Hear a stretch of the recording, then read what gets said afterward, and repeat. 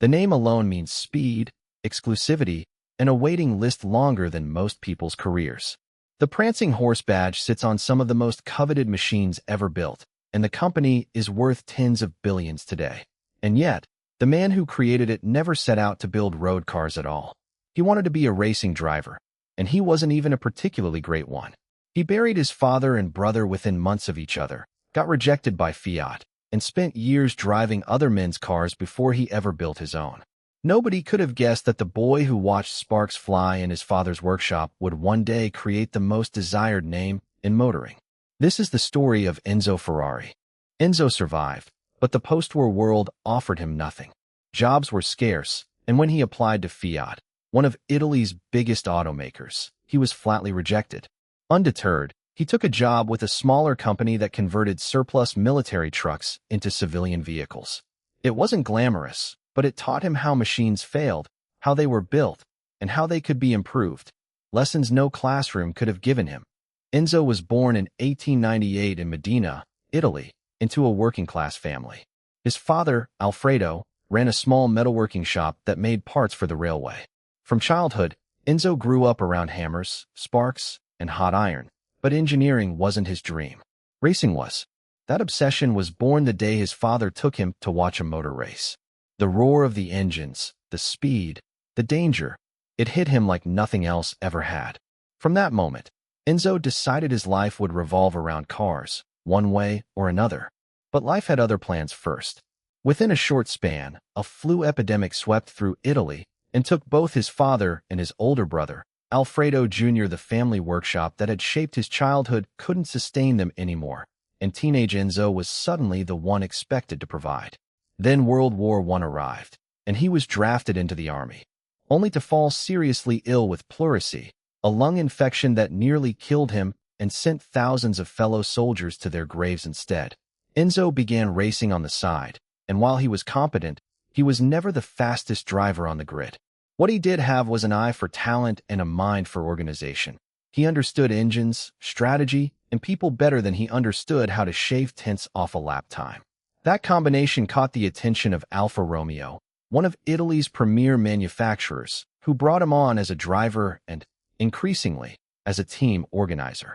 In 1929, with Alfa Romeo's backing, Enzo founded Scuderia Ferrari, not a car company yet, just a racing team that prepared and managed Alfa Romeo cars for private drivers. It was here he adopted the black prancing horse emblem, a gift from the family of a fallen World War I fighter ace, as the team's good luck symbol.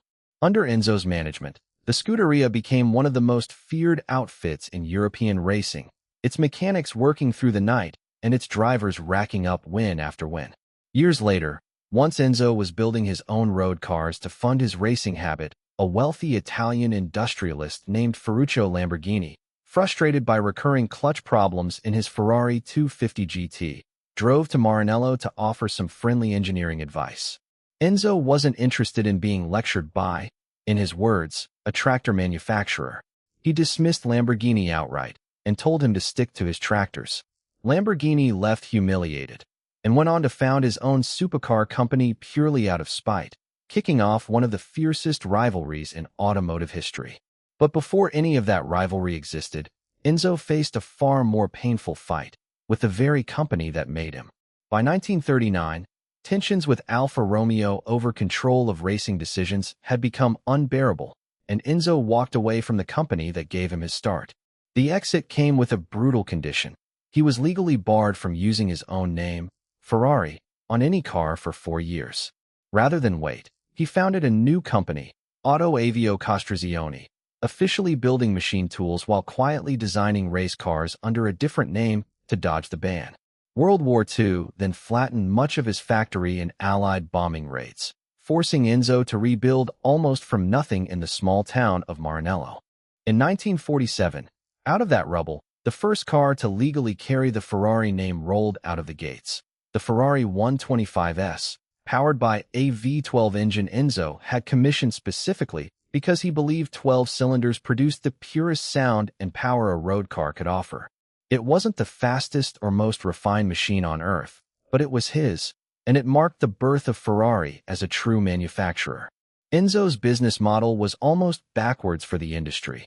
Most companies raced to sell cars, but Ferrari sold cars to fund racing.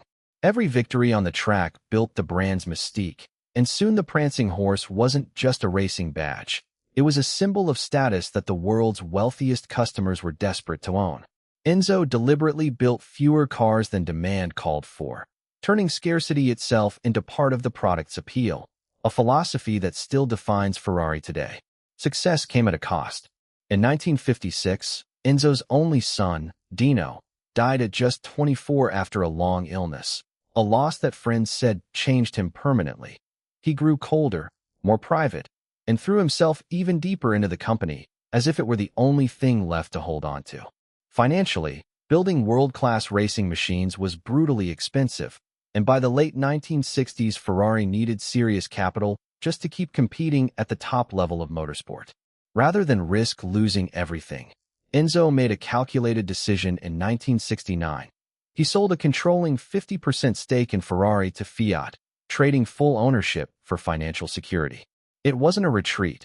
Enzo negotiated to keep total control over the racing division, the part of the business he cared about most, right up until his death. He continued shaping the company's direction from Maranello until he passed away in 1988 at the age of 90. The company Enzo left behind didn't just survive him. It became one of the most valuable automotive brands on the planet.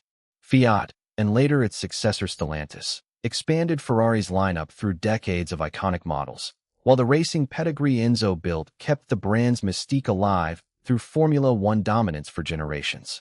Ferrari eventually went public in 2015, and today the company is valued at well over $80 billion, a business built almost entirely on the idea that scarcity, speed, and obsession could outweigh convenience or comfort. This is the story of a blacksmith's son who lost everything twice, got turned away by Fiat, and still built a name now worth more than most countries' economies.